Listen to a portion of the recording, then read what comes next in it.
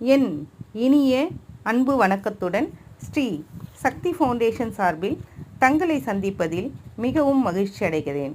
நான் சென்னையில் ஸ்ரீ சக்தி ஃபவுண்டேஷன் அறக்கட்டளையை ஏழை எளியோர்களுக்கும் மாற்றுத்திறனாளிகளுக்கும் குழந்தைகளுக்கும் என்னால் இயன்ற உதவிகளை செய்து கொண்டு நல்ல முறையில் செயல்படுத்தி வருகிறேன்.